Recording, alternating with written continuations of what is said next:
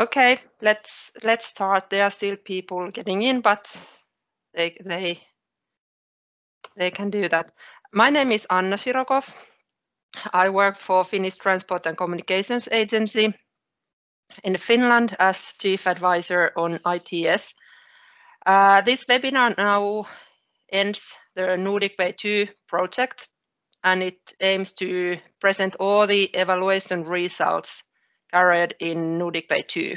For those who have not been involved in NordicWay project beforehand, it has been a 4-year project between Finland, Sweden, Norway, and Denmark, co-financed by European Union. And the aim has been to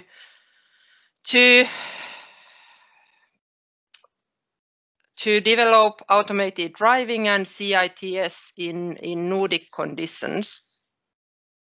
About today's agenda.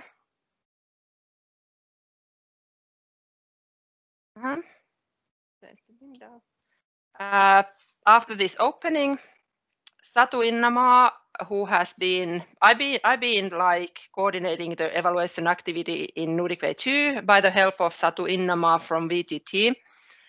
And she is going to present our evaluation approach for the NordicWay 2 project. After that, Petri Mononen from VTT will tell about ecosystem approach, about lessons learned, about our CITS pilots and service provisions perspective.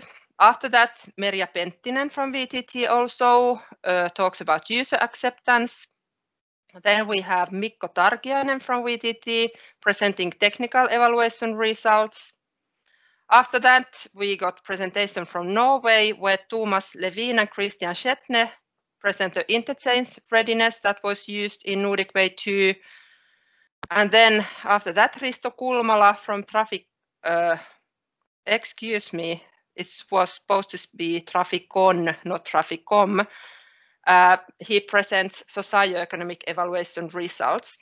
Then I will sum up the webinar. And after that, Magnus Hjelmdahl from Sweco will introduce to the NordicWay 3 project, which has been started already. About the practicalities here in webinar, I ask you to keep your microphones muted and cameras off. After each presentation, which will last approximately 10 minutes each, there will be time of 5 minutes for discussion and questions. It would be preferable if you wrote your questions to the chat box, in the case especially if there will be many of those, and then I can pick those questions and read out and get answers. There might, let's see how many questions you have, like whether there will be time then for comments or not. And that's about it. Welcome. I hope you have a nice afternoon listening to our learnings from NordicWay 2. So Satu, please. Yes. Sorry. Yes, Satu Innamaa from VTT. She works as Principal Scientist of Mobility and Transport at VTT Technical Research Center of Finland. She has long experience in evaluating and impact assessment. Lately, she has focused on evaluation methodologies for connected and automated driving. So please. Thank you, Anna, for the introduction. So yes, my name is Satu Innamaa, and I will tell you about the evaluation approach that we had here in NordicWay 2. So just a quick introduction to the project, even though Anna just already said a few words. So NordicWay 2 is a project that was made to enable vehicles, infrastructure and network operators to communicate safety hazards and other information on roads in the Nordic countries. And therefore our objectives were to really pilot these different CITS services in the Nordic conditions to contribute to harmonization and interoperability of CITS in Europe through the collaboration in C-Roads platform, and to support infrastructure readiness for connected and automated driving What's closely related to our evaluation group is, of course, the impact assessment of CITS services. So we wanted to know what are the impacts in the Nordic area. The coordinator of the project is Per Einar Bedesli from Norwegian Public Road Administration, and NordicWay.net is our website where you can find more information. About the services that we piloted, so there is a long list of different day 1 and day 1.5 services. None of the services was piloted in all of the countries, but every single service was piloted in 1 or 2 countries. So we had a pretty wide selection of different CITS services piloted. The core of Nordic Way 2 is really this collaboration and exchange of information. So the exchange network was really the core part of it. So we aim to have a system that works almost everywhere, anytime, and across borders. And here is a more detailed illustration how different service providers are connected to the national interchange cloud, and then those are connected. So that is really important, and we have worked on that aspect in Nordic Way 2. About the methodology, so we didn't start from the scratch in Nordic Way 2, even though we did not do field operational test as really defined in its original form. We still utilized the FESTA handbook and the FESTA methodology. So we defined what are we evaluating. We defined research questions, planned the logging, made an evaluation plan, collected data, and then did different evaluations, and then these evaluations then concluded in the socioeconomic evaluation, where we had the input from the other evaluation areas. We also contributed to C-Roads evaluation and assessment plan. Our pilot was a little bit different than most of the pilots in Europe, so for all parts of that evaluation plan were not fit for our purposes, but we utilized those sections that were kind of suited our plan. And then, of course, we had the Nordic Way 1 done earlier, so we utilized also the lessons learned and the methodology developed there. Well, we had 4 different focus areas of evaluation, and the overall aim was to look at the feasibility of these services in the Nordic countries conditions. So the first focus area was the quality of service. So is the quality of CITS services sufficient for service provision? User acceptance, is the general public really interested in using these services and paying for them? Ecosystems, what kind of ecosystems are fit for providing CITS services in the Nordic countries? And the socioeconomic impact, can we expect societal benefits from these CITS services? And those were the 4 core kind of cornerstones of our evaluation, and these 4 ways of looking at the feasibility of these services. Well, this was a collaboration project, so we didn't want to do it separately in different countries, but wanted to do collaboration. And therefore, we wanted to find ways how to harmonize evaluations across the whole Nordic Way 2 area. And depending a bit on the evaluation area and the methods, we applied different ways of doing this collaboration harmonization. For the ecosystems, we had jointly made scripts for the workshops. They were organized locally, and then the team made this joint summary of results across all the countries.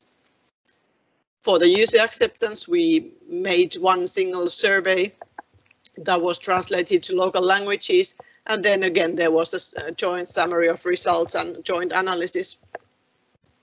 This quality of services, their common KPIs were utilized at all sites when possible, and then a joint summary of results was made across all the countries. And the socioeconomic impacts, we had this joint effort where we provided these same or similar figures for all the countries so that it could be done for the 4 countries. And that concludes my very, very brief overview of the evaluation approach that we had. So thank you very much. I guess there is time for one or two questions if anyone has. Okay, Satu, thank you a lot. So far, I don't see any questions in the chat box, but I think you could tell more a bit, like if somebody wants to know and understand better the evaluation methods used, where can more details be found? Well, yes, you can find those details from the evaluation results report, which has been today published at our website. So if you go to NordicWay.net website, you can find there the evaluation results report that includes also the method section. So that will provide you all the details. Okay. Now there was one question came in. It says, was there questions in slide 6? If you go back to slide 6, unique for NordicWay 2, or could they be found also in other EU countries? We define them for us, so I don't think that this exactly the same set of questions is for, I mean, the societal benefits are studied in many different C-roads countries or pilots. Acceptance is also studied, and some technical aspects are also studied, but the ecosystem evaluation was kind of unique for us. Not many others have done that, and I guess this combo of these 4 areas was unique. I don't expect that others have had the same 4 aspects studied the same way as we did. Okay, thank you, Satu. Any more questions for her?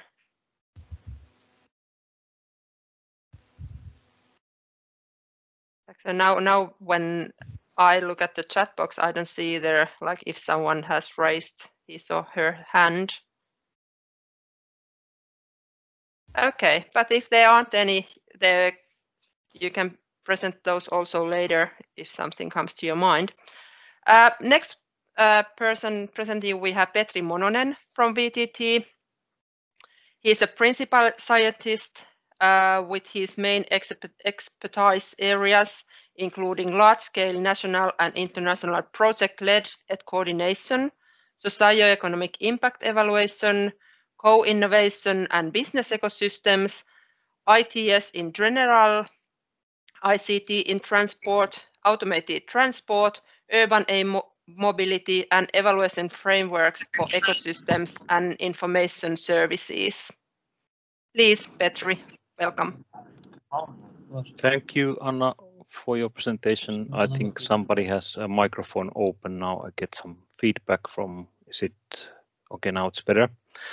So yes, thank you for the presentation and welcome everybody. Good afternoon to everybody. Nice to have a healthy crowd in many ways on the webinar today. So let's crack on. So I'll be presenting the lessons learned from the CITS deployment pilots, especially the service provision ecosystem companies' perspective and an evaluation of the ecosystems. So again, a little bit trouble changing slides. Now it changed. Okay, so as a background for this, in addition to what was said earlier, there's been a lot of work in CITS development, and it's been developing and deploying fast. But some indications are there that there's some technology push and public involvement, and they so far have been more or less dominating the efforts, and to some degree there's been limited attention to the actual business viability of these services. This fact is often made even more challenging because these mobility scenarios they have many stakeholders, of course the user, but especially the commercial parties and the authorities, and they all have their own agendas and interests.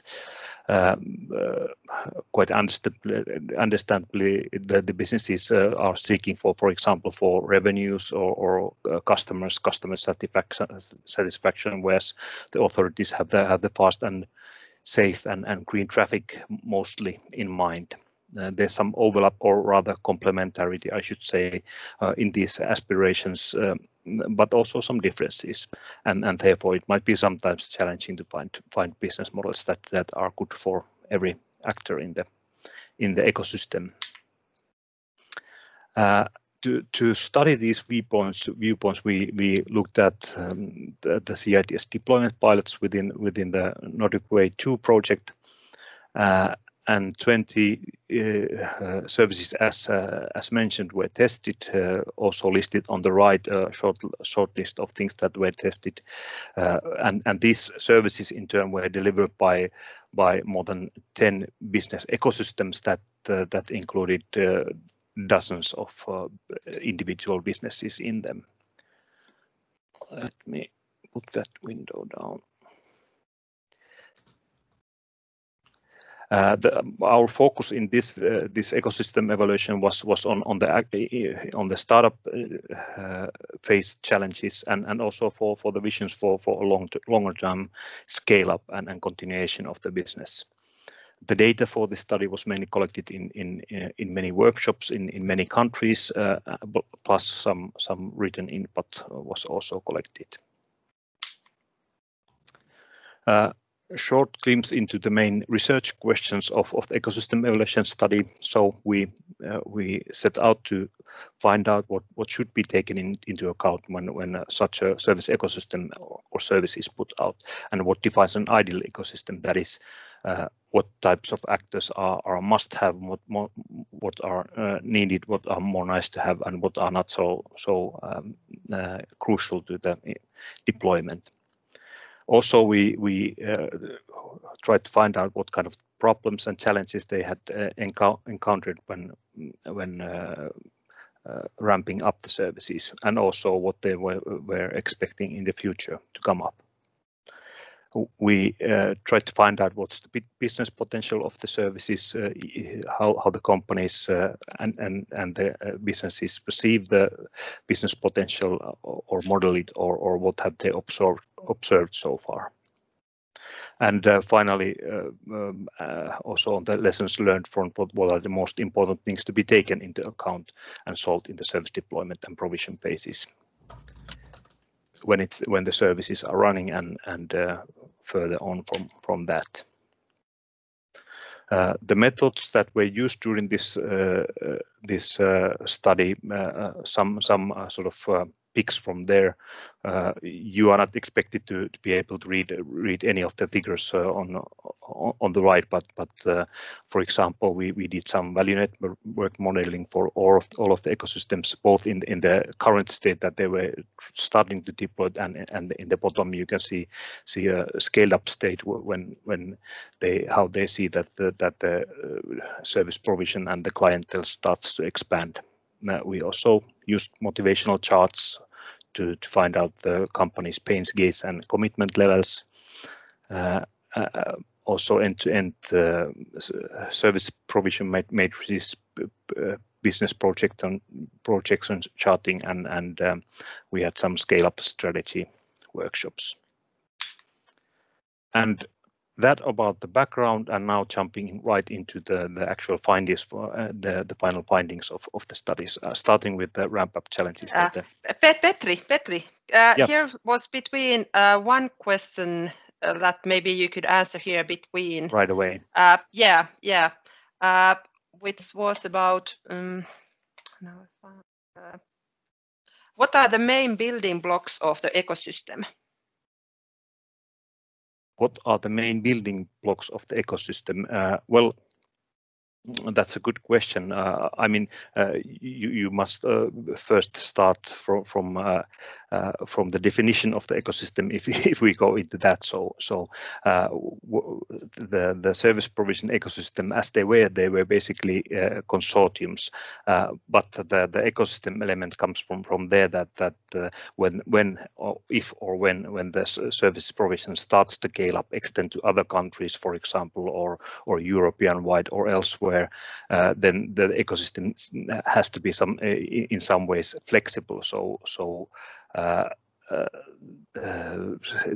some companies might leave, some other companies might come in, and that, for at least to me, is the key element, or the definition of what's an ecosystem or what's a consortium. But in this ecosystem, the actual companies that collect the data, process the data, provide the data, make the quality control, and also make the customer agreements. That's the basic ecosystem. But also in this case, at least the public authorities are one main building block within the ecosystem, and users not so much to my eyes within the ecosystem. They are reference group, an important one, but still.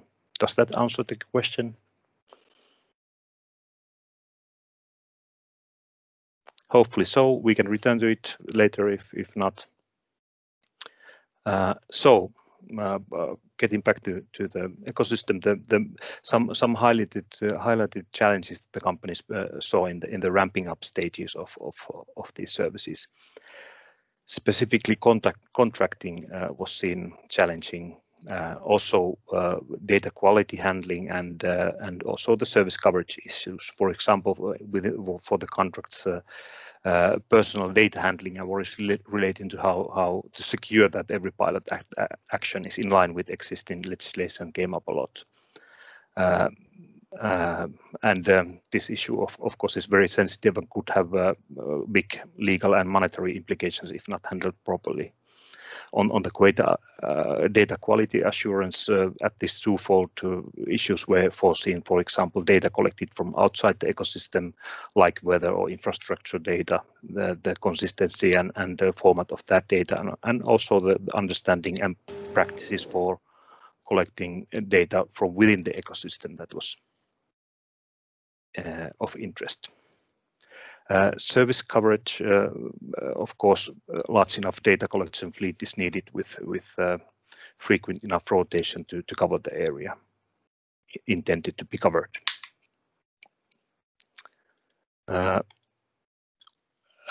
Then to the pains and gains and commitments, starting with pains, meaning the ecosystem actors, so to say, sacrifice, for example, changes in ways of thinking, changes in processes, monetary investment, challenging priority choices, etc.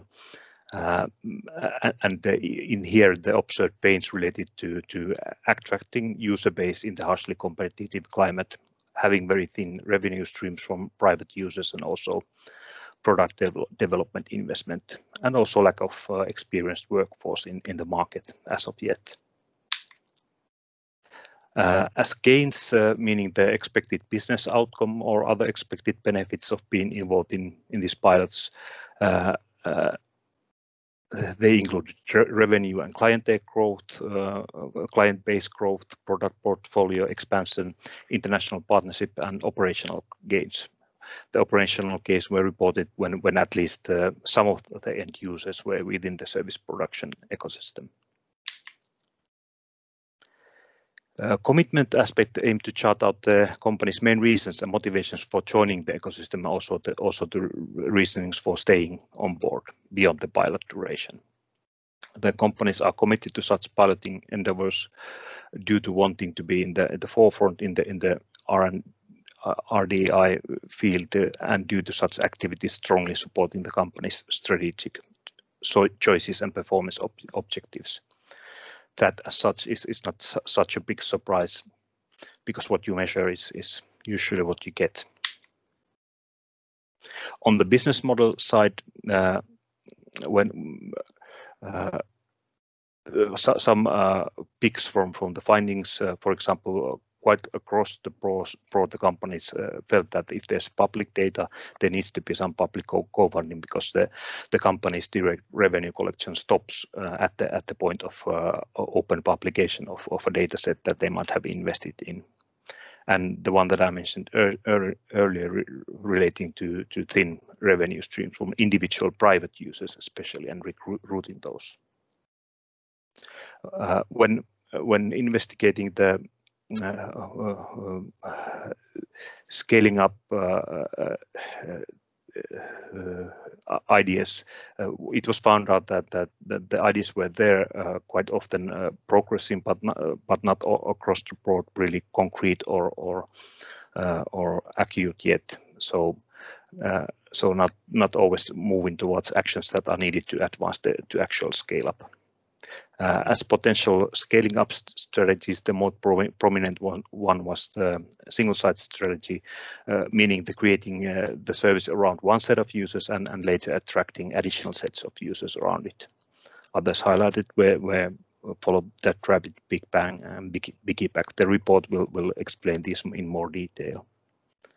And as the most prominent scale-up partners were foreseen, for example, navigation device manufacturers and large fleet owners, and not to forget automotive OEM in the long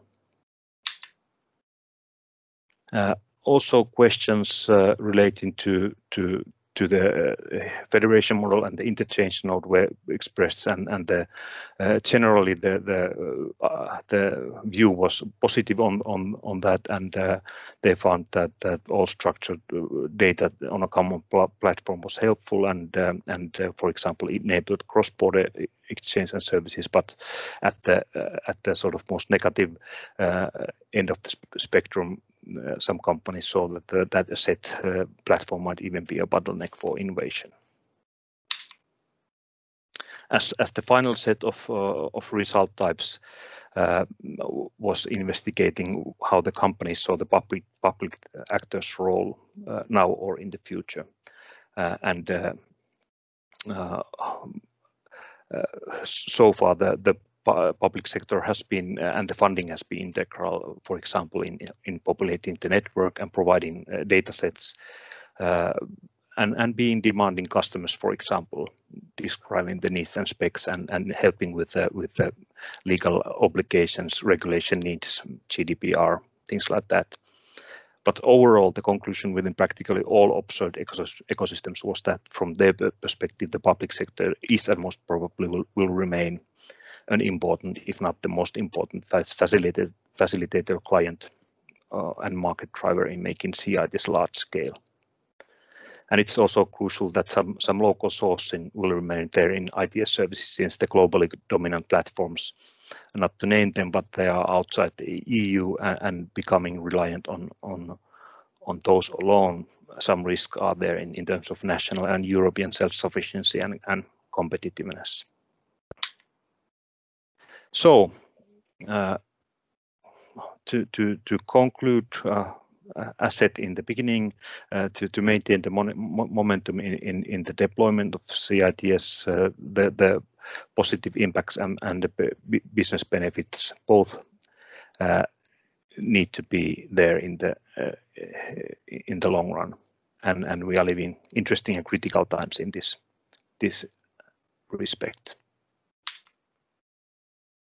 And as all of these evaluation focuses, also the ecosystem evaluation will be published in the evaluation report. That concludes my presentation. Thank you. Thank you, Petri. We have got plenty of new people joining in this webinar during these presentations. For you newcomers, you can write questions on the chat box after each presentation or during the presentations, and then I can read those out to the presenters. By myself to Petri, I would have you one question, as I'm representing the public sector side, public authority. How do you see in the future the role of public authorities in these ecosystems? Well, what is our role? Are public authorities needed in this kind of CITS service provision ecosystems? Well, yeah, I think definitely, if not for nothing, if for nothing else, then at least for the regulation and sort of steering aspect. And I want to point out that in this study, quite intentionally, the public administrators, even they are the main partners in the NordicWay 2 project, they intentionally took the sort of backseat and let the companies speak their mind. The partners were involved in all of the stages, but they didn't dictate what the findings were. So that was really nice to see. But on this I can perhaps say that all of the public actors in the different countries share the interest and motivation in promoting CITs. But there's some variance in the chosen approach. For example, well, I'd say some countries are more willing and prepared to support with investments, for example, for data collection, where some others might promote creating a self-sufficient and efficient business model around the service. And this then reflects in the company's answers and in how stressing an issue they think this is. Okay, here's one question for you, Petri, which says, do you cover the business model with all stakeholders of the ecosystem, and is it possible to have a copy?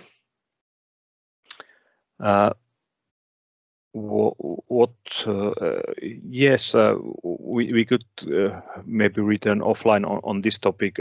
We didn't report all of the, if you mean the value network models, for example, we didn't report all of them because there were so much of them. But as another notion, in the different ecosystem there might be different ecosystems. So there's not a single one business model for all of the ecosystems. As mentioned, there were more than 10 ecosystems here, but definitely there's a lot of other material that's available for sharing and further research even. Okay, thanks. Yeah, he will send you emails. How do you see then the next steps? What should be done next? Well, at least for me, it will be interesting to see how some of the ecosystems and services start moving towards maybe scaling up outside their respective countries. When it comes to research, I think there is quite a lot to be done on this front, and we are already discussing this, but there's no definite sort of consensus yet that what the next pinpoints of interest are. So maybe I can ask the same question to you. What should be the next steps? How do you see it? I see the point that still it needs to be studied further. What is the role of public authorities?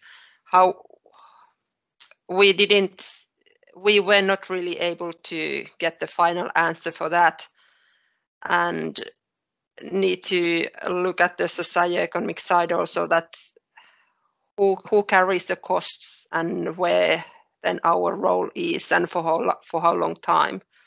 But it's something to be studied further in our NordicWay 3. Certainly. Yes. Any more questions from the audience?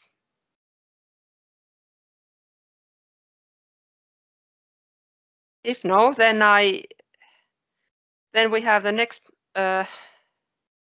presentation about the user acceptance by Merja Penttinen, who works as research manager at VTT with a long experience related to user acceptance and impacts of ITS, including driver information systems. Please, Merja. Okay, thank you, Anna, for the introduction. Yes, and I was also informed that I may have a bit more time than expected before. So against what I'm doing normally, I try to speak slowly this time. Normally, I'm just hurrying too fast. So I will tell you about the user acceptance study we conducted during the NordicWay 2 project. And first, just let me take my mouse. Somehow this is... bit slow. Yes. So first, the objectives of the study. So we wanted to find out how people are reacting to the next research questions. So which services and messages are seen most relevant in Nordic conditions by the Nordic drivers? Which services and messages are feasible to deploy? What is the acceptance of the systems in general? And what is the willingness to use the systems? And the key performance indicators related to these were the relevancy, feasibility and barriers, acceptance and willingness to use. The method we used was a harmonized online survey. So this was first designed in English, and then it was translated to all the target languages. And the data was collected by the companies who are really specialized on online surveys and this kind of market analysis. And then we kind of ourselves, we analyzed the survey data from all the countries. Data was collected mainly during April last springtime, and overall we got more than 4,000 responses. So we set the target as being 1,000 per country, and that is what we got, a bit more than that from each country, but altogether over 4,000. And overall we can say that it was a representative sample of the drivers from all these countries. We analyzed the data based on the mileage, how much people are driving per year, the age of the driver, gender, and also the technology adoption as the people were saying themselves or seeing themselves.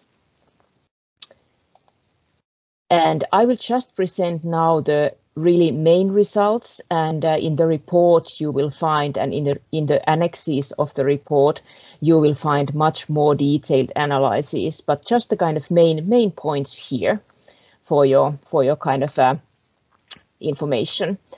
So first of all, when we asked people if they see themselves being early, average or late adopters of new technology, you can see here quite typical distribution, which is that most of the people are seeing themselves as late or as average adopters of new technology. And a slightly bigger group is seeing themselves as late adopters than early adopters. But as you can see, there was difference between the countries. And this may be depending on the kind of the pools the internet survey companies have, or then really the self-selection, because most of the time when companies are conducting this kind of surveys, they are posting the link to the survey to the group they have selected based on the kind of background, socioeconomic background information they have in their pool. But then, of course, there's a slight self-selection when people are selecting if they are responding to the survey or not. But this is good to keep in mind when you see the results in next pages. First of all, this is something that needs to be kind of kept in mind when we are thinking about what was the acceptance and willingness to pay and willingness to use and so on. So the awareness of these CITS services wasn't too high yet. And of course, in the beginning of the survey, we explained what we meant with these services. So we didn't say just that, do you know the CITS services? We explained them what kind of information they could be getting via these services, and that they could be getting that very up-to-date information while they are driving into their vehicle. So they should have had the kind of overall knowledge. What do we mean with these services? So it's not just variable message sign messages on the roadside, but it is something you are getting into your vehicle. The kind of the share of people who really knew the services and who had been using those was very low. So it was maximum 5%. And then a bit bigger share of people said that they are familiar with these services, but have not used them themselves. And more than half of the drivers in all of these countries said that they have not even heard about these services before this survey. So when they responded to the next questions, they kind of needed to imagine the situation. They didn't have their own experience with which they could be kind of giving they kind of opinions of this. The awareness of these services was also analyzed by different driver groups. So overall, the male drivers were slightly more aware of the services than female drivers. Awareness declined with age. Awareness increased with mileage. So the people who are driving more, they were more aware of these services. And then what is kind of most expected of these results is that the people who consider themselves being early adopters of new technology, they were more aware of these services than the other groups. The importance of the information was kind of asked separately for the main roads and motorways, and then for the urban roads. And for the main roads and motorways, all kind of information that is indicating that there's some kind of blockage or obstacle on the road ahead, that was seen most important. And there were slight differences between the countries, but overall the result was the same, that it's some kind of blockage on the road. That's very important information to be known ahead. Then when we go to the urban streets, the first thing which is good to be noted is that we use the same scale. So where 7 is the very important, and 1 is kind of on the kind of other end, and 4 is neutral here in the middle. Overall, we are about 1 point lower in these averages than for the main roads and motorways. So the information were seen overall more important when driving on kind of main roads and motorways than when driving on urban streets. Those detailed pieces of information that were found most important on urban streets were kind of course, again, the road or lane closure, but mostly it's emergency vehicle approaching or accident ahead. But then also quite important was the information about the potential red light running. Either if you yourself are going to run through the red light, or if someone else is going to do that, or is about to do that. So this kind of potential hazard situations, those were seen important. But overall, a little bit lower scores here than for the main roads and motorways. Then when it comes to the overall opinions of these services, so not talking about the individual pieces of information, but overall all kind of this kind of information that was presented before in earlier questions. We asked how people are seeing them having influence. So most of them agreed that these services have potential to improve traffic fluency and traffic safety, and also to avoid congested areas. And here it's good to note again that we had the scale from 1 to 7, where 1 was fully disagree and 7 was fully agree. So 4 again in this scale, that's seen neutral, not disagreeing, neither agreeing. Then the same thing that we saw when we were talking about the different pieces of information for main roads and motorways and compared to the urban streets. It was the same here, that people were more willing to use these services when driving on motorways than on urban streets. So this was the kind of one of the main questions, willingness to use. The willingness to pay for, you see here with the green color, that was unfortunately quite low. So as you can see, most of the people were quite strongly disagreeing with this. Or the other side, not very big share of drivers were yet willing to pay for the services. Then what is kind of what needs to be seen positive is that on average we are on kind of disagreement side on these negative statements, which were the distraction and if drivers are seeing these useless. Of course, the distraction again, when people didn't have their own experience of this is the assumption they have. And of course, it's important to know, and which I think I will come back in the conclusions, is that of course the design of the HMI for these services, that's very important to keep in mind that they should not distract the drivers while they are driving. Then, of course, we know that to be able to collect the information for these services, we need drivers to be kind of willing to share something. And we asked if drivers are willing to share different parts of the information for these services. And overall, the most positive responses were gotten for the data on weather or road condition. And there were some differences, of course, depending on what is the weather situation typically in your country. But then in the kind of darker gray here, you see the maybe, which can also be considered like a slightly positive, and then red here is total no. And then there was kind of lighter gray, which indicates that the drivers didn't know what to say for this.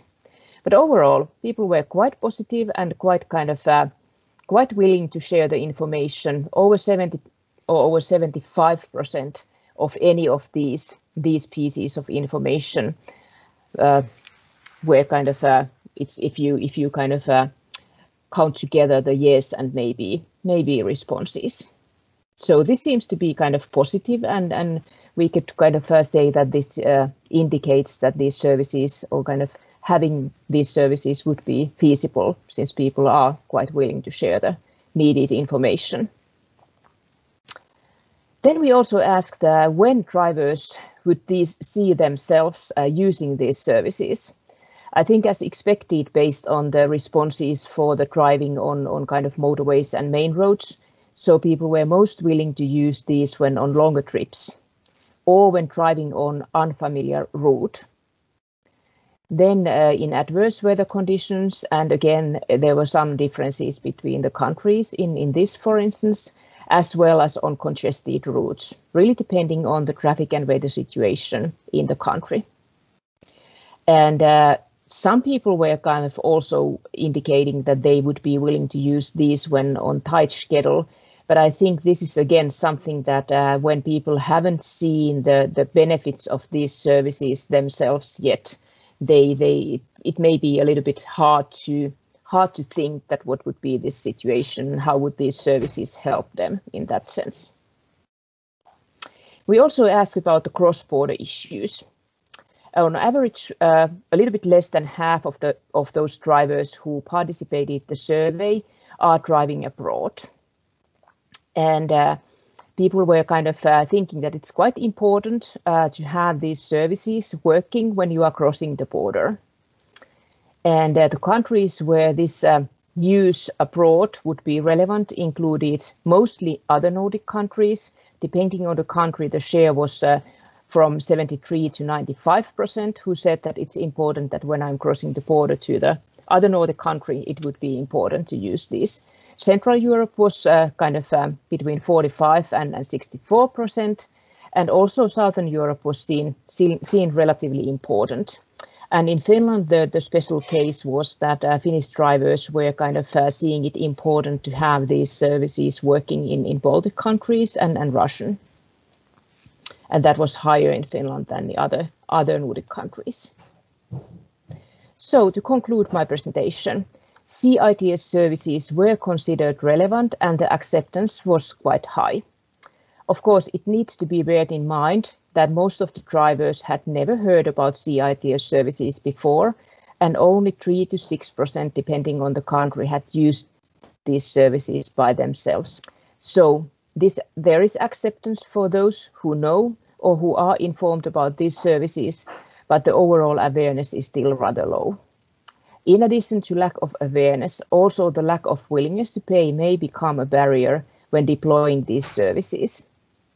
And it is important to note that since so few drivers had own experience of the services, the results should be considered indicative. And later, when the services become more widely known and used, the issues such as HMI may become relevant for the acceptance and willingness to use. Thank you.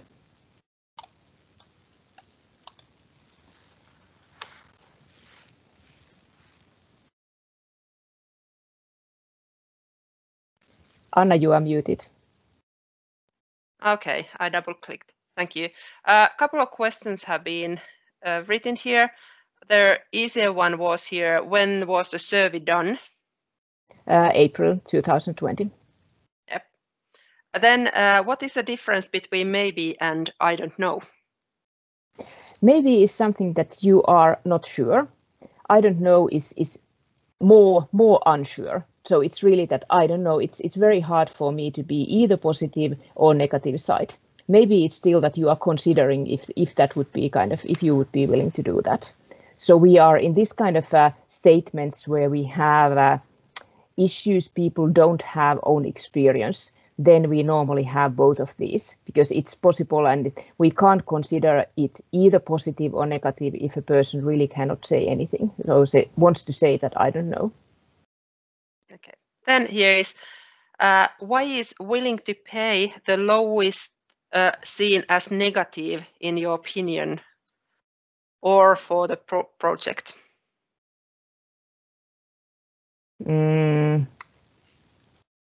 Well, if the willingness to pay for is low, then I think we need to go back to both Petri's presentation and then also this is very much related to Risto's presentation that will follow further on. So how can we get the kind of companies to be interested in deploying these services in addition to what kind of authorities are providing if people are not willing to pay for those? So that's why it seems to be a barrier for these at the moment. Petri I don't know if this, if Petri wants to respond. Yeah, he wants to comment, yeah. Yes, well, I think Merja already answered it, but just a comment. So as said, it would be nice if the public or the clients would take part in paying for this, but this is not as such, I think, a really surprising finding. So often we see that people are, when we look at cars, for example, people are really eager to pay for leather seats, but not so much for safety equipment on the car. So it's for some strange reason, safety is not one of the things that people are really eager to pay for. Or do you agree, Merja? Yeah, and it takes some critical mass before things are going forward. So we had another study in Finland conducted last year where we saw that willingness to pay for kind of, for instance, ACC in Finland, it has now recently increased. So people are even paying extra for that. But for most of the people, it was based on kind of good experiences they have kind of gotten from either their friends or they have tried it themselves. So I think for these CITS services, if we are saying that only 3 to 6% of people had their own experience, then this may be the issue that we need to get more people to try out these services to see how they are really working and to feel that they are really benefiting from those. Then I think also the willingness to pay for will increase. Okay. Then here's a question saying, concerning the question, no, it's just disappeared. When will they use CITS services? What about regular trips?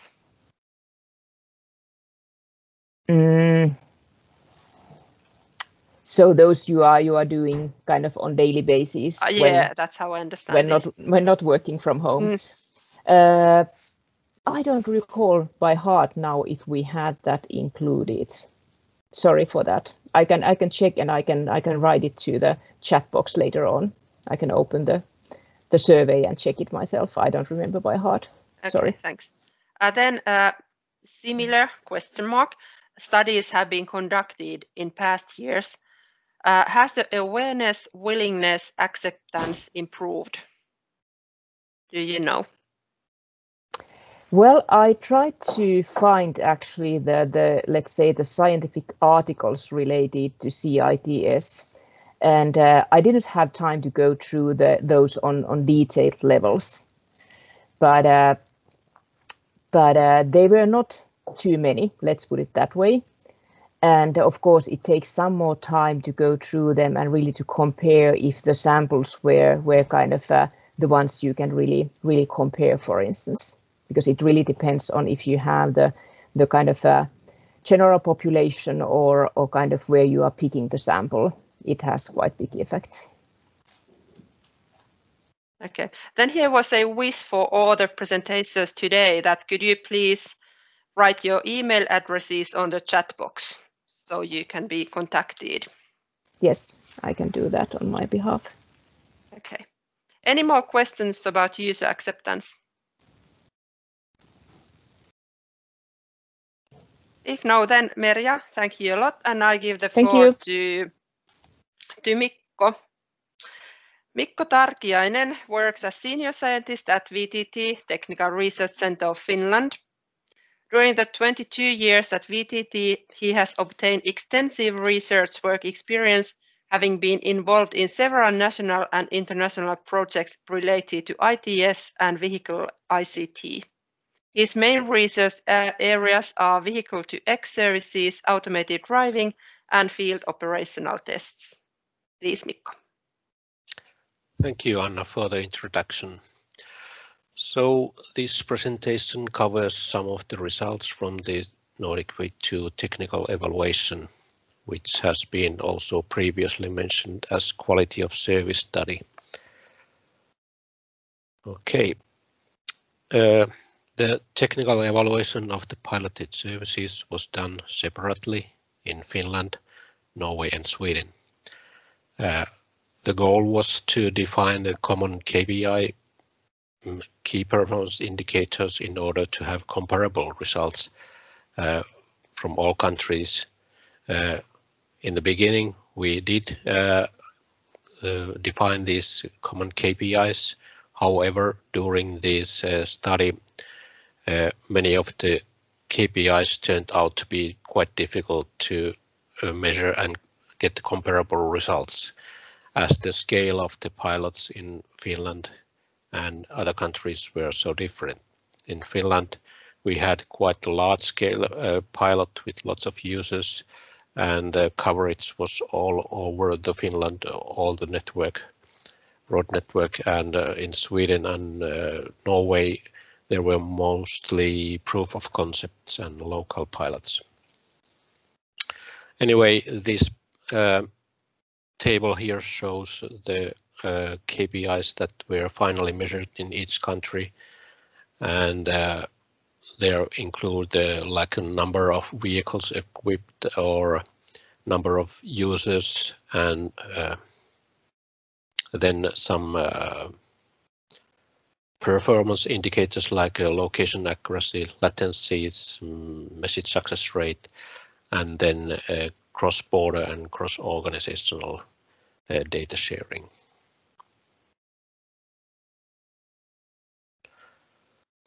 So next I will show you some of the methods we used, especially in Finland. Here you can see the architecture of the Finnish pilot, where we had these three different interchange nodes, one from Infotripla, one from Tieto EEE, and one from Vaisala. And actually the node owners built the logging to each of these node service, so all messages sent to the interchange node and received from the interchange node was logged in each of these three node servers. The data logging was active from the end of April to the end of May this year. And we can say that due to COVID-19, there was some delays, but during the logging, the traffic volume was lower than usual, and therefore also there were less events than normal, and also there was already summertime, so there was not so many slippery roads at that point. In addition to the logging, we also did the controlled field tests, where we did some video recordings with the 3 mobile phones, which is here indicated. I will get back to this in the next slide. So in these controlled tests, We tested one service in Finland, hazardous location notification, where there the slippery road warning, as all piloted services in Finland, including hazardous location notification, in-vehicle signage and roadworks warning service, were implemented in similar way with the mobile phone applications. The only difference was the message content. So in this kind of test, we could kind of cover all of these service types at the same time. So in this test, we used two mobile applications, one from EEE, the Foresty application, which is shown here, and the second one from Sitowise Louhi application, which was under the InfoTripla node. The end-to-end testing included overall functionality of the services, location accuracy, and end-to-end latency measurements. The tests included both stationary and driving tests. And also this controller test was done in April this year.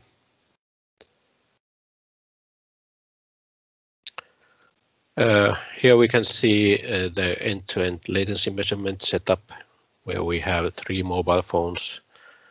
2 of them have the same application, EEE Foresty here, and the third one has the Louhi application. So here is a video which I play soon, but I will explain first what is going on here. So on the right-hand side phone, we will launch an warning message which goes through kind of node loop to the second phone, which is running the same application. So in this node loop, the message goes from the phone to the backend server and then comes back to the application to the second phone.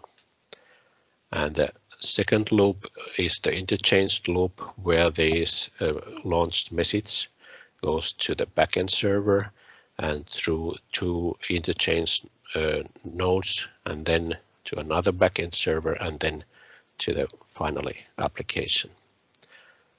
And maybe I can explain the same from here.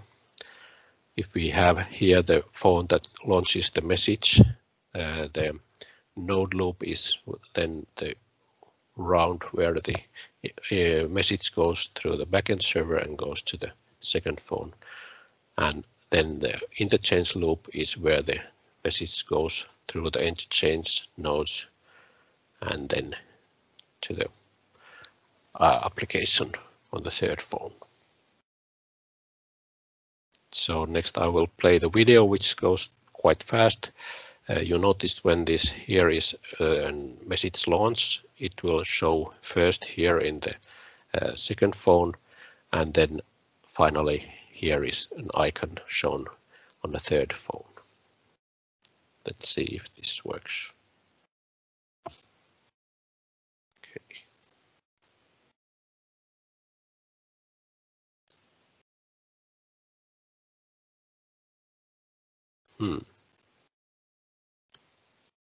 I'm sorry, the video does not play.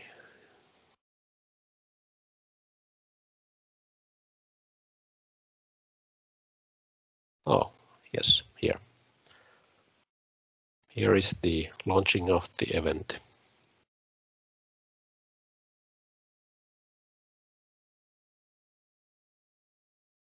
So it was only a few seconds when it turned out here, and finally here within a couple of seconds. Okay, then to some results. Here we can see the variability of the scale of the pilots done in Finland and Norway. This is shown here just to highlight the differences of the scale, which is why we couldn't really do the same KPI measurements in all countries. In Finland, pilot was very large, well, quite large. We had like a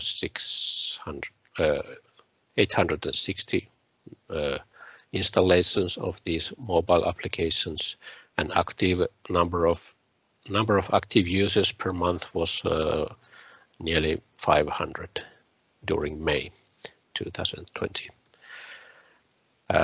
If we compare the same in the Norwegian pilot, which was mostly like local ones and proof of concepts, there was some 40 vehicles equipped with the onboard units, etc. Then here is the end-to-end latency measurements from the controller tests in Finland, as described before, and also the similar test done in Sweden with the dynamic control zone test. Looking at the numbers here for the latency measurements, I must stress that the service implementations were not optimized for minimizing the latency, so the results can be considered as approximate numbers. But anyway, these kind of services that we tested were not time critical. Therefore, we can say that the end-to-end latency results are good enough for these services. In this slide, here is more detailed analysis done for the Finnish end-to-end latency measurements from the controller tests. We can see here the node loop when the message was launched from one application to the second one.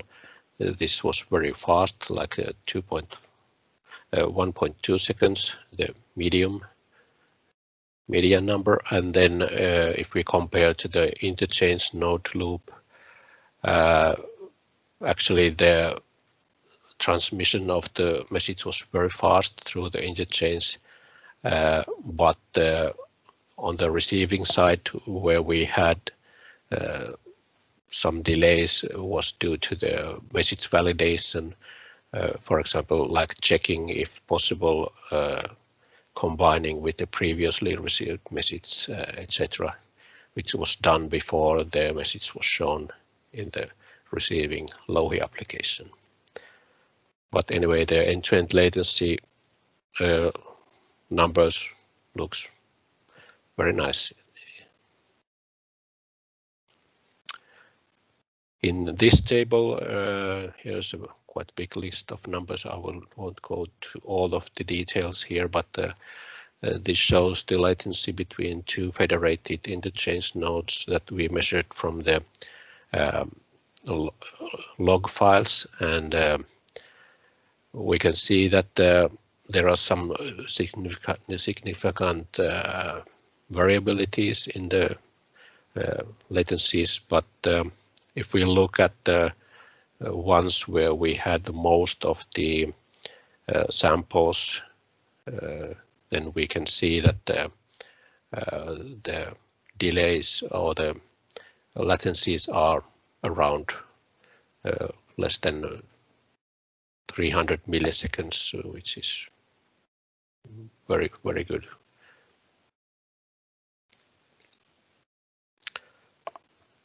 We also did some cross-border continuity of services testing, and this was done in the Nordic tour test, which the next presentation will be all about. So I will be very shortly just to mention that the cross-border continuity of services was successfully verified during this test, and information was received from all countries.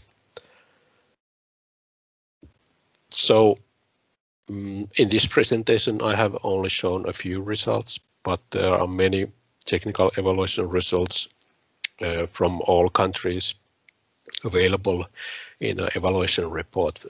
Just look at the Finnish, Norway, and Sweden result chapters. So please have a look if you are interested. But finally, let's conclude with some lessons learned. The data logging, which was implemented, we noticed that this really has to be implemented accurately in order to do the analysis of the selected KPIs from that logs. And when calculating latencies from the server logs, you really need to be sure about the accurate synchronization of the server clocks. And this synchronization needs to be monitored. It's not enough if you set it once and believe it works. You really have to see that it is really synchronized all the time. The data logging and the KPI calculations enable also monitoring of the services later on when they are deployed. So this kind of work can be utilized also afterwards. As we did earlier, see the variability of the latencies was mainly due to the different kind of pilot implementations. This also kind of shows that there is a need for monitoring of the selected KPIs when these services are launched in order to ensure the service quality, especially when there are multiple organizations and companies contributing together to the service setup and new content providers may appear. So you really have to monitor this quality of the service. Finally, to conclude, we started with the question if the quality of the CIT services is sufficient. The end-to-end measurements done during this technical evaluation shows that the cellular implementation of the piloted services, which are not time critical, is good enough for these services, even though the implementations were not optimized for minimizing the latency. We can also say that cellular networks provide scalability and nationwide road coverage from the start, and also the networks will evolve, especially when the 5G comes. So there's a very good future outlook for this one. The cross-organizational and cross-border data sharing across the federated interchange system was confirmed, and so we can say that the Nordic way of implementing CITS works. And that concludes my presentation. Thank you. Thank you, Mikko. Yes, one question from the audience which says that what tools did you use to do data extraction and also end-to-end message tracing to measure the latency? Did you store log data in a relational database or just extract as .csv files or similar?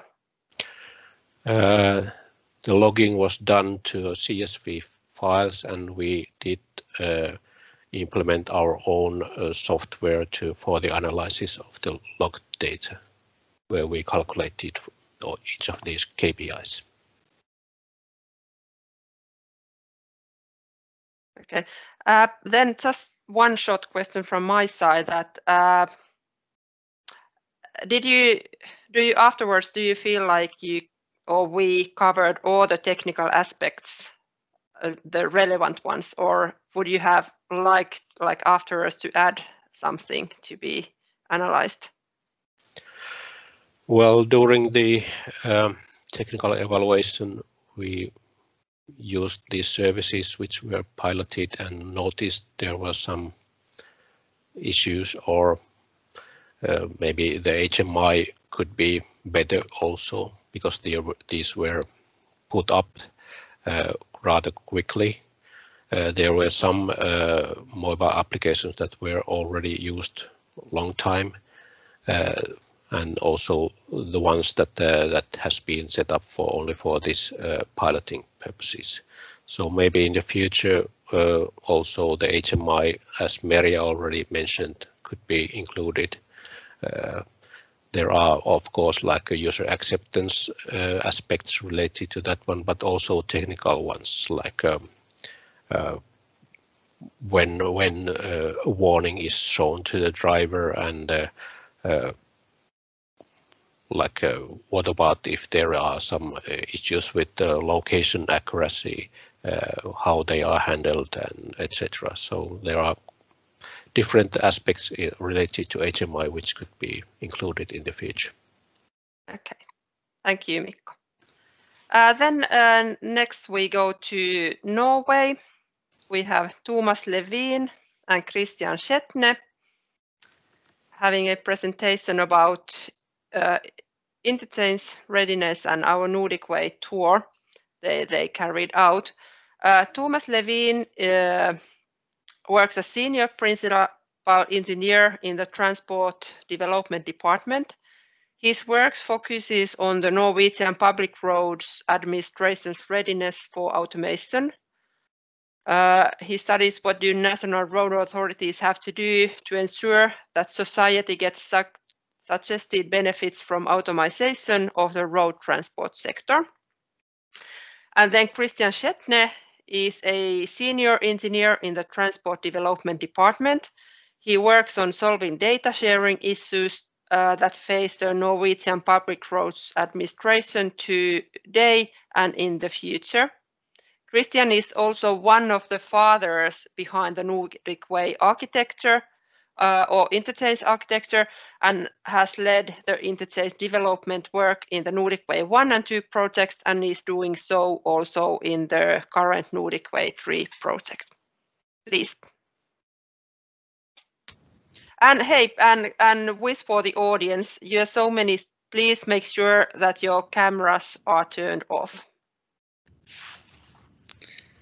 Thank you, Anna. I have very little time, so I need to go through these slides very quickly. So I've already been introduced. I'm going to talk a little bit about the interchange network. Mikko has already told you a bit about it. Maybe you heard about it previously as well. But I'll take the more overview of it as well, a higher level view. So Thomas, could you change the slide? So the goals of the interchange network is to exchange data between different actors in real time, and it needs to be very scalable.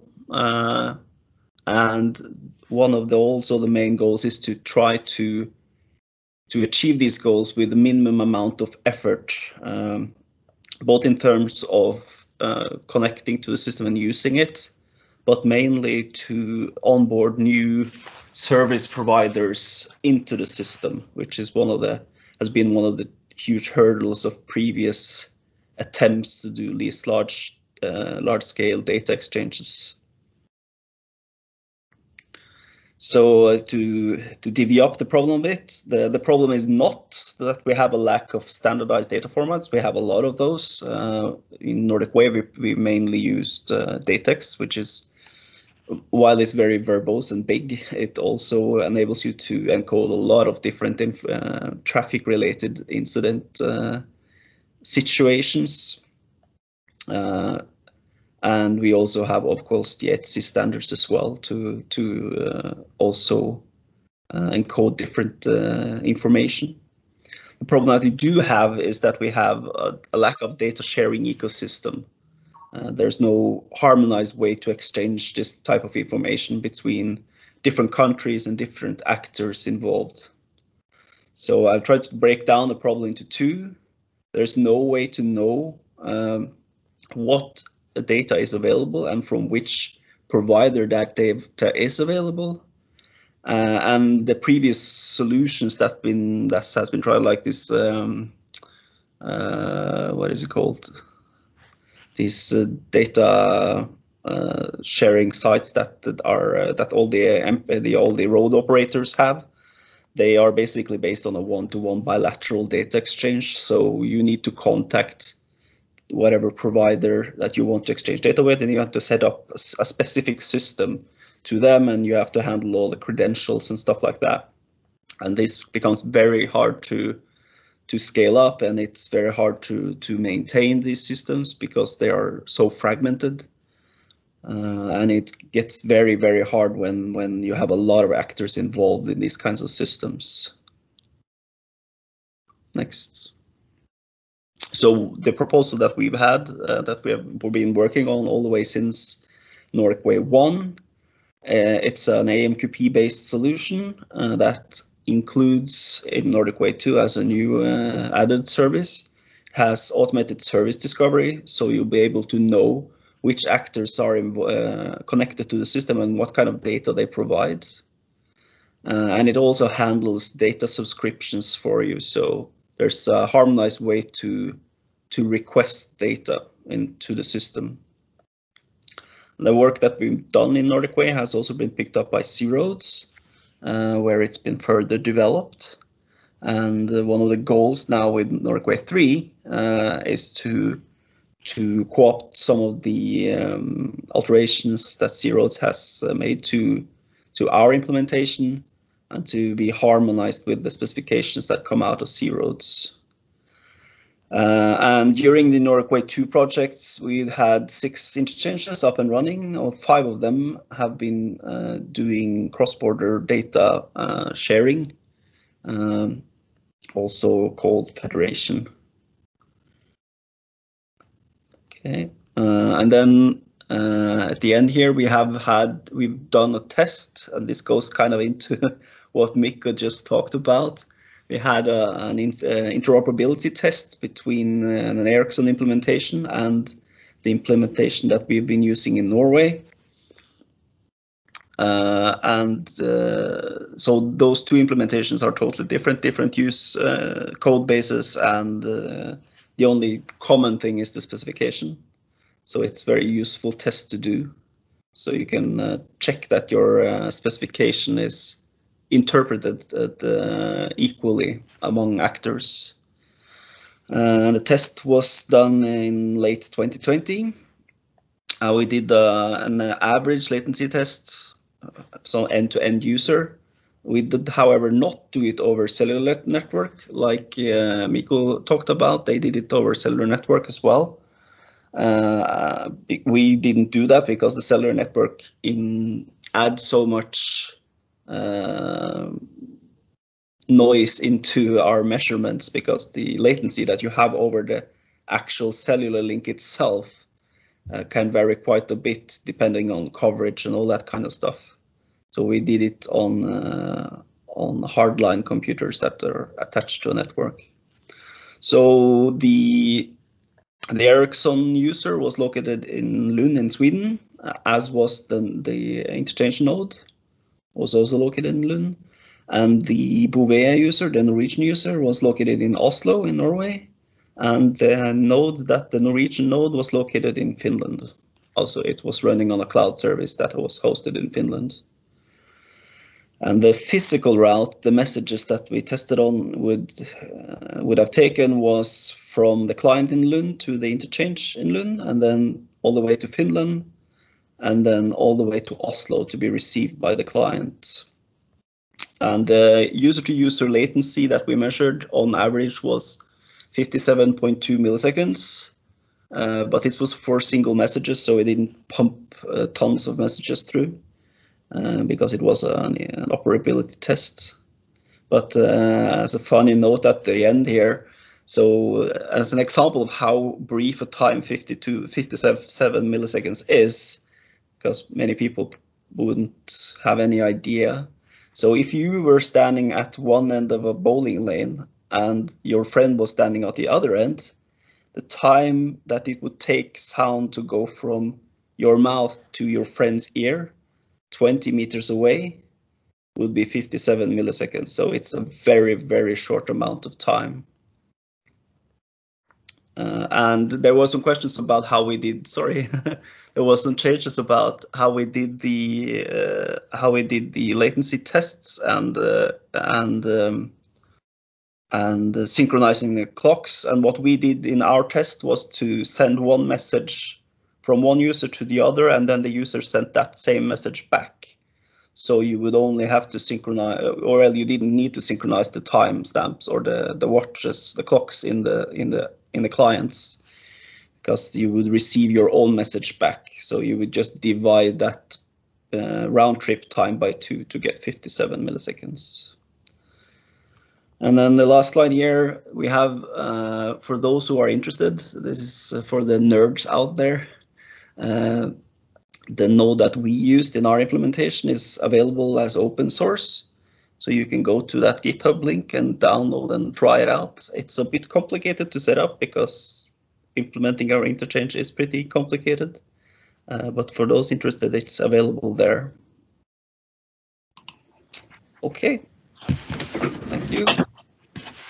Okay, then I'll take over and talk a bit about the Nordic Tour. My name is Thomas Levin. The tour consists of 120 hours of driving. It was close to 6,000 kilometers, and we had 3 border crossings while driving. The vehicle we drove was connected up to a node that talked to the interchange, so we had messages all the way through Denmark, Sweden, Finland, and Norway in a harmonized way shown on the cell phone. And, the pictures you're seeing here was from the Finnish TMC, or the Finnish Transport Control Center, sending out a message that there was flooding under a tunnel. The biggest issue we saw throughout the tour on this data was the quality of the roadworks data that the national nodes were pumping out.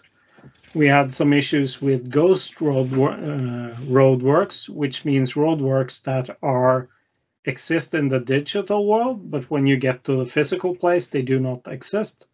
And the other one is the unknown networks, which are there physically, but you cannot see them in the digital traces.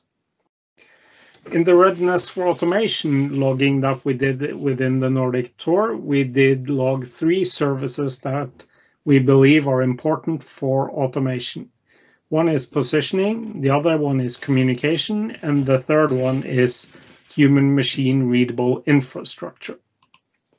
So I'll just skip to the results quite quickly. For GNSS, meaning positioning systems, the average accuracy reported by the unit itself, that's not the same as the physical variance that the GNSS, there is a strong correlation, but it's not the same value, was under 1 meter as the median, or close to a meter in median.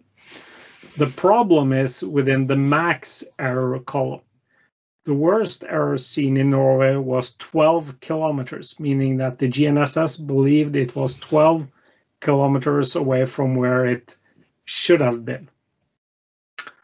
Another thing that circulates is the theory that as you get closer to the north, your satellite reception capabilities will shrink.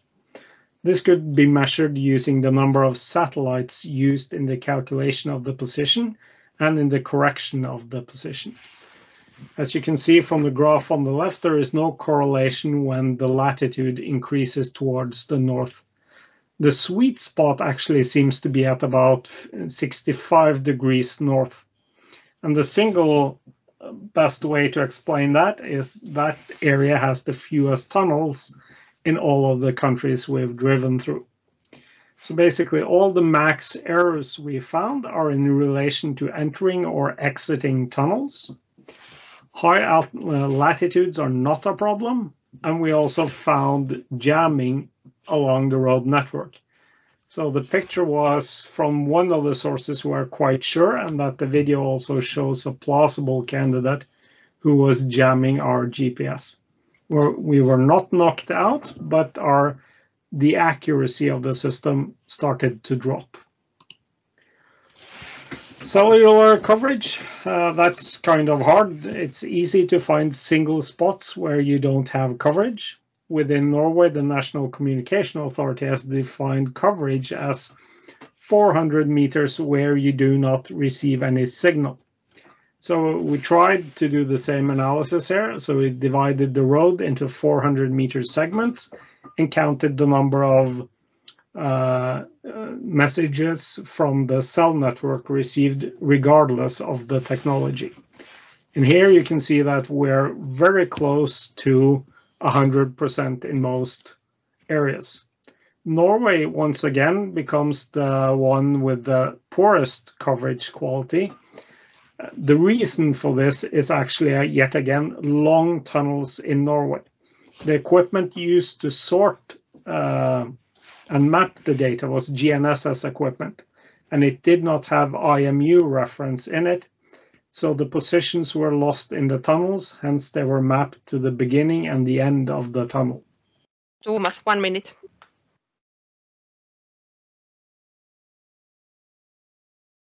Ah, 1 minute left, sorry.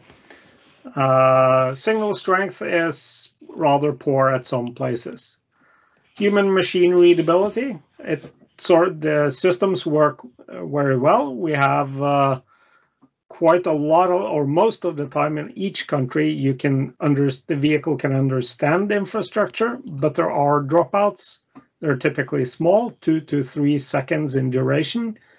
And the longest one was a 23-second drop, and it was in a sharp turn with lots of chevron signs. And if you were to drive at the speed limit, you'll never make it to the end of the turn, but you will exit the turn at some point. Telco border crossing, yes, it is an issue, but it could also be solved by the telco operators. On the Finnish-Norway border in the north, we had some issues. They lasted for a few kilometers into Norway. Between Norway and Sweden at the Svinesund border, and we also had the same with a few kilometers into Sweden before the handover was made and there was signal loss. While the handover between Sweden and Denmark, or between Denmark and Sweden, was very smooth and it was in a tunnel. So there clearly has been done a lot of work on the cross-border telco system between Copenhagen and Malmö. And that's not so hard to understand because there's a lot of travel across this border. And that was the end of our presentation. Okay, thank you, Thomas. Do you see that it was worth driving 6,000 kilometers around Nordic countries? You have to ask Christian if he enjoyed the trip with me, but in data-wise, we have learned quite a lot. And we've found out that some of the issues may not actually be related to the large data collection issues, but as national road authorities, we have to improve the data chains that produce the messages that we put on our interchanges. For example, the roadworks, there were one example, but we also have seen examples of signs that are very misleading and confusing to the vehicles to understand. So yes, we have seen CITS can work, but we also have seen the challenges that we need to solve as national road authorities. And in that perspective, I think the tour was worth every cent we spent on it. Okay, thank you. Then we need to move to the next presentation. There was a message for Peter to please turn off your camera. Next, we have Risto Kulmala presenting our socioeconomic evaluation. He works as a principal advisor on ITS at Traficon with previous experience from working at VTT, University of Lund, and Finnish Transport Agency. Lately, he has been working with connected and automated driving, mainly with physical and digital infrastructure issues, as well as evaluation. Risto, please. Yes, I hope you can see my presentation. Or can you? Yes. Okay. But it's not on presentation mode. Ah, yes. Good. Now it should be. Yes. Yes. So socioeconomic evaluation, I'll go quickly through it. So I'm not going to tell you about the contents before you see it over here. We looked at this on the networks of all of the countries. Each one provided their information to us in a form of national networks. Denmark, one network of the national, which is their national state highways networks. Finland had 6 networks, Norway 3, Sweden 4. The idea was to have as homogeneous networks as possible. So ranging especially from Finland, we had one network which consisted of the long tunnels, 2 motorway networks, then 2 types of 2-lane road networks, both with a higher traffic volume and with lower traffic volume, and then urban streets. So first, we looked at the safety effects of the different services, and this shows how we did it for the direct safety effects, which is the intended effects of the service. So first of all, we looked at the share of the relevant accident type that is supposed to be affected, and then the target accident share of those relevant accident type. Because some of them are specifically working towards one of those. So, for instance, in the case of roadworks accidents, so they could be all types of accident types, but the target accidents were only those which took place at the roadwork site. Then we looked at the overall effectiveness of the different services with regard to the target accidents, and there we had a problem which is here shown with the green boxes, because many of the CITS services have already a similar service available, which is not really a CITS service, but anyhow, it has similar types of impacts. So we also had to look at we always look at the 2030 situation. So we utilized the studies available to predict the availability of these comparable services in 2030 and the use of those in 2030. And then we had a weighted average of the effectiveness, having a weight on depending on whether the service was already used as a CITS like service. And anyhow, as a result, we got the safety effect in a so-called full penetration situation, 100% situation, where we have full network coverage, full vehicle penetration with the CITS device, and full event coverage. We also looked at indirect safety effects, so all those effects which have an impact on exposure, on crash risk, or crash consequence. And there's a list of these from the mechanism 3 to the mechanism 9. Often those effects may compensate each other, so we also had a look at that. And concerning the indirect modification of user behavior, which was really what happens with the speed choice in general. So if people learn to trust the service, they might increase the speed.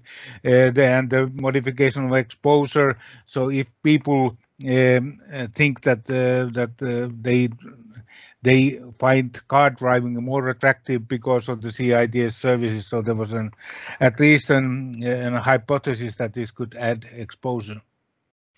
A number of mobility and efficiency effects were naturally also covered. Some of those changed both vehicle kilometers and hours driven, like the route guidance type of services. The warning services may lead to detours, so which would also increase these. And as I said, all CITS services may make car driving a bit more attractive. Then changes in vehicle hours driven only, which would be due to decreased speeds, because if you decrease speed, then the vehicle hours are increased. Modal split might also change. This was mainly an impact of the public transport priorities, making public transport more attractive to use. And then there's a situation of reduction of crash-related congestion, because if safety is improved, the crashes are reduced, and then the crash-related congestion is also reduced. And this, the share of crash-related congestion out of all congestion was found to be highest on the low-volume roads. We also looked at the CO2 effects. These could be due to change in modal split, or change in vehicle kilometers driven, or change in vehicle speeds. And then we used for vehicle kilometers driven, so this was a proportional effect. In vehicle speeds, we used this type of curves as shown here with a benzene driven vehicle, the average CO2 consumption.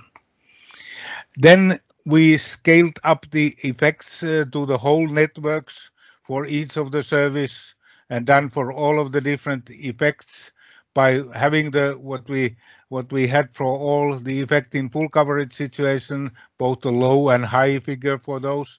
And then we looked at then we multiplied it by the network coverage of service. So how much of the network has the service provided, how many of the events are covered, which are supposed to be covered by the service, what is the vehicle flow penetration of the CITS devices, and then what is the actual use of the service. And these figures were utilized, the results which were presented by Merja, and then ending up having an effect of the service in 2030.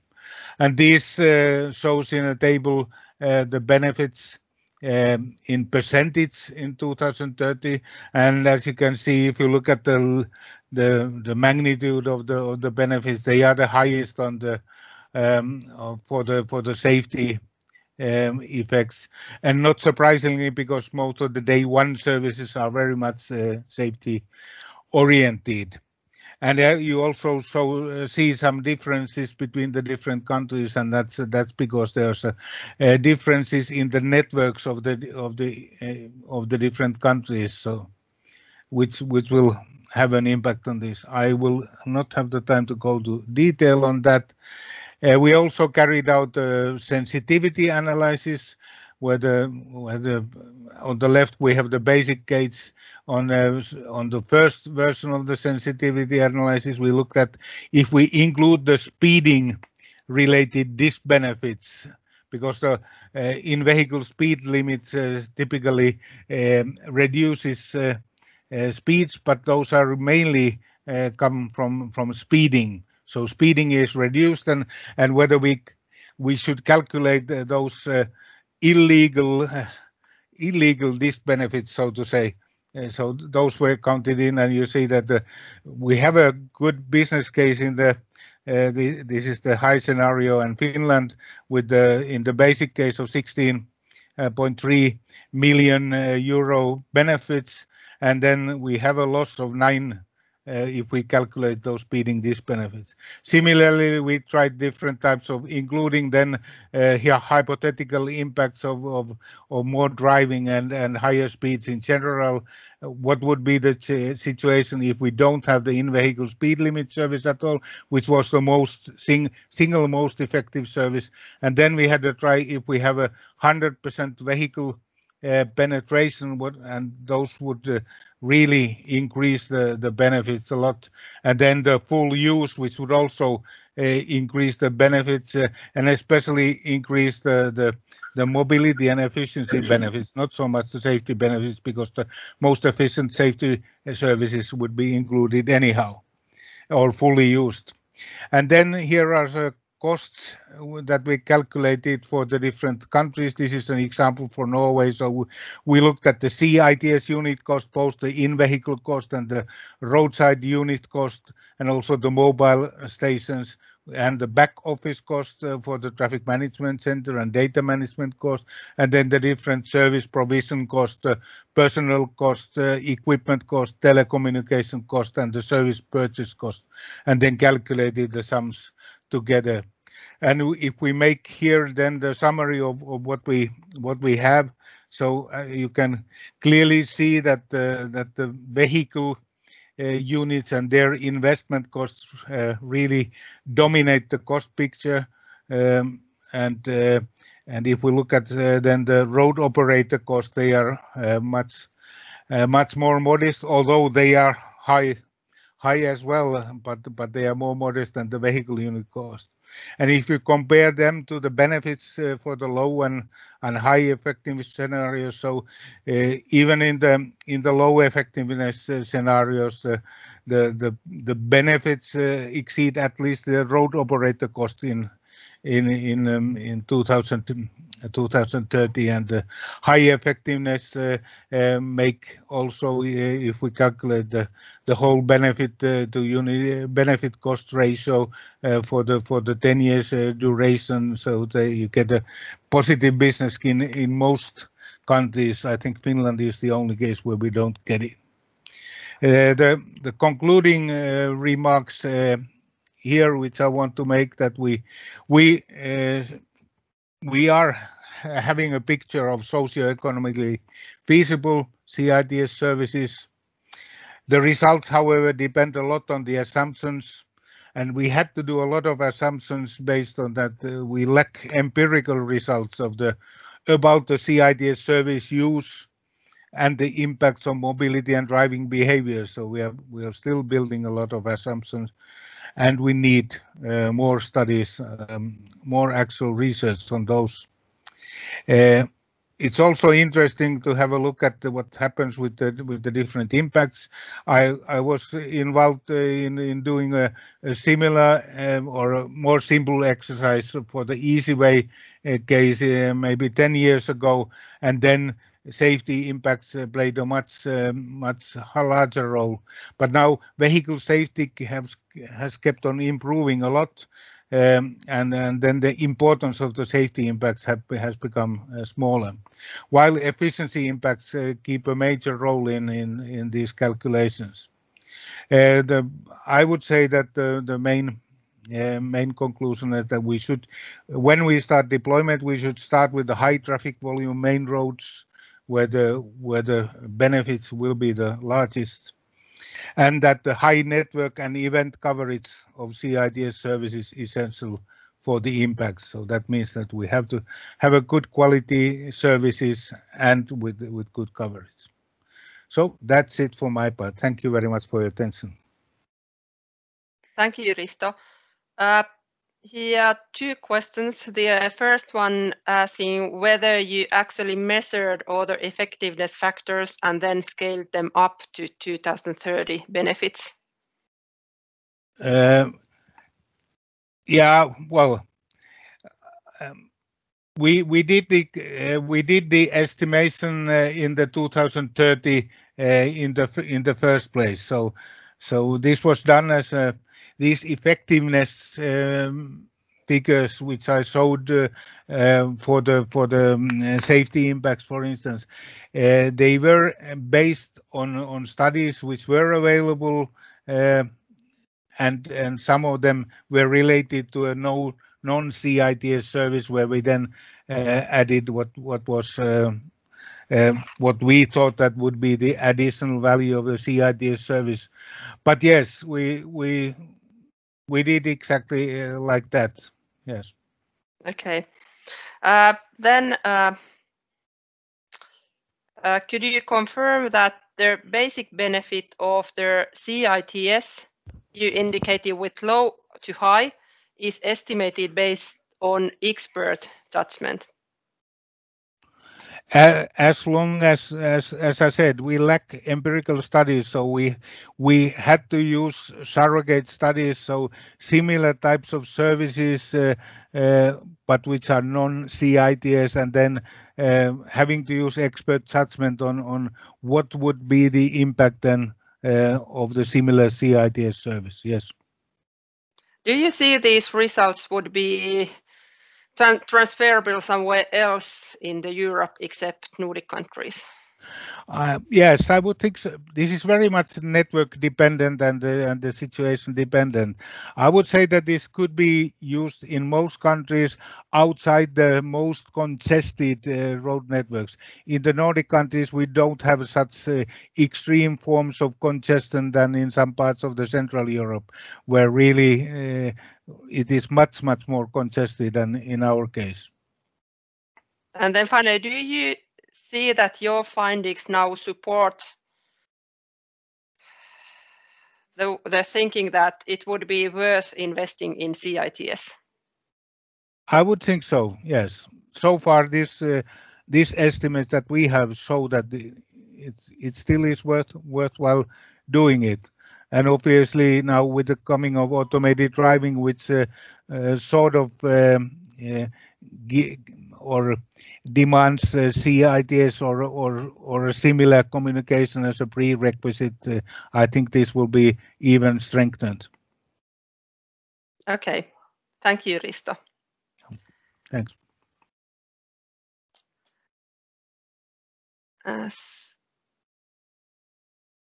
Do I now share my proper? Now I'm lost by myself with, am I sharing now? Yes, you are. Yes, okay. In our grant agreement, we promised that we would assess the feasibility for CIT services provision in the Nordic countries. Now we today have heard good presentations and aspects and covered really many aspects when it comes to CIT services. So, and I think you have got really a lot of information from these different topics. I only shortly now try to answer the question what we were stated. So it was based on these four questions Satu presented in the beginning. What were the questions we were supposed to answer? What kind of main research topics we had? Whether we got answers for these questions or not.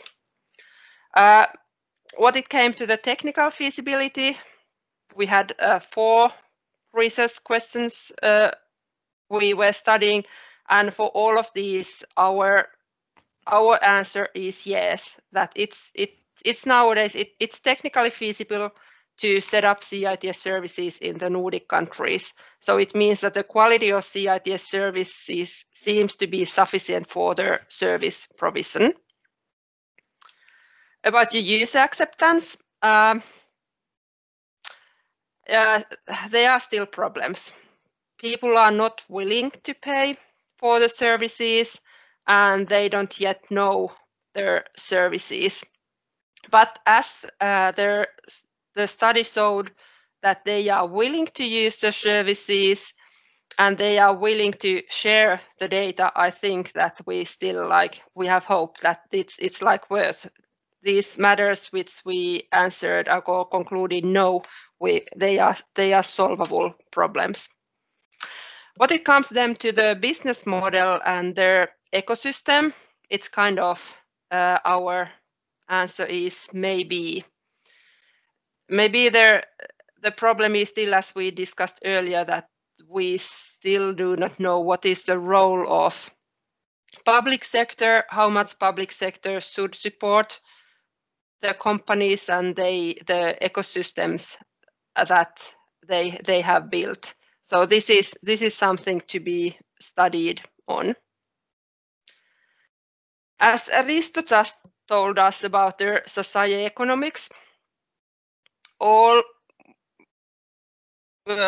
answer to all of our conclusion to all of our questions is yes.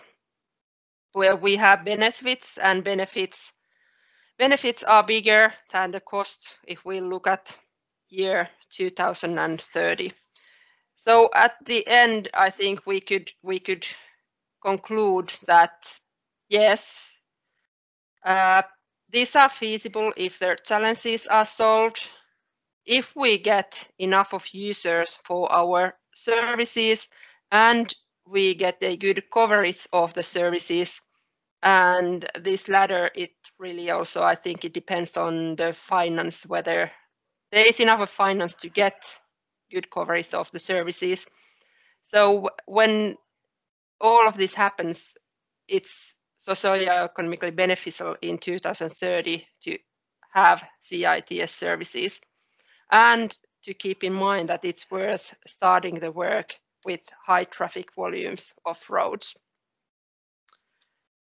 Then next, I will give floor to Magnus Hjelmda from Sweco, who is there as a principal ITS scientist. He tells you some words about our continuation in NordicWay 3. Yes, thank you, Anna. As Anna and the speakers before us has shown, there are some quite promising results from NordicWay 2 and also from NordicWay 1 before that. Although there's also some maybes left and some unsolved issues, which is why we decided to continue this work within NordicWay 3. We call it NordicWay 3 Urban Connection because it's a big focus on cities and users and benefits. So we started with technology and service, and now we're going to the next step towards deployments. And just a few words on the project. It's of course one coordinator, which is the Swedish Transport Administration, and I'm supporting them with that work. There's 5 beneficiaries in NordicWay 3, which is the same as in NordicWay 2. So it's the Swedish Ministry of Infrastructure, it's the Norwegian Public Roads Administration, the Finnish Ministry of Transport and Communications, the Danish Road Directorate, and the Swedish Transport Administration. So a similar setup as in NordicWay 2. There's also 35 implementing bodies under the Swedish Ministry of Infrastructure and 5 implementing bodies under the Finnish Ministry of Transport and Communications. And for Sweden, those implementing bodies are industry, cities, OEMs, and some research institutes. So the whole scale of stakeholders you would expect from this. And in Finland, it's more different authorities and cities under the Ministry of Transport and Communications. It's a 5-year project. It started already in February 2019 and will go on until the end of 2023. It's almost 20 million euros, where 50% is then funded by INEA and the Connecting Europe facility. So if you take the next slide, Anna. Yes, so in NordicWay 3, we're aiming to have more of everything. So there's more cities involved. And I think we are some 10 cities involved now. We're still working on the final parts of the plan, but it's in that area. More users. We're aiming to go close to deployment, and as it seems, we might even have some production vehicles involved in the trials and doing the pilots on. So that will of course be both more users and more vehicles. And we're also aiming at this stage at much more coordination between countries and pilots. So instead of having a Swedish pilot and a Finnish pilot, we're now doing a pilot on traffic signals, for instance, that is Nordic. So what works in Gothenburg would work in Helsinki and Trondheim as well. Which we think makes it of course much more difficult from a project point of view, but in terms of going towards deployment, that's an effort we have to make. So we're building, of course, an experience for NordicWay 2, working towards deployment in NordicWay 3, and aiming to create a common Nordic market, especially within 4 different flagship pilots, which is these Nordic high coordination, high task readiness level, aiming for deployment. And it's within the area of geofencing, traffic signals, roadworks warning, and then emergency vehicles approaching. And then in addition to that, we have a number of POCs, proof of concepts, preparing for instance, corporate connected automated mobility. So there's a lot of things happening in NordicWay 3. The planning is well on the way. We will finalize the last bits and pieces in January, February next year, and start the preparation for the pilots, which will start January 2022. We have the same website as NordicWay 2, so if you stay tuned to the NordicWay web, you can see updates on what's happening, and we'll produce more information there as we go along. Thank you, Anna. Thank you, Magnus, and big thanks to our big audience today, to our presenters and their whole NordicWay 2 evaluation team, which carried out a huge work during this NordicWay 2 project. So have a nice vacation time, everybody, and let's meet again next year.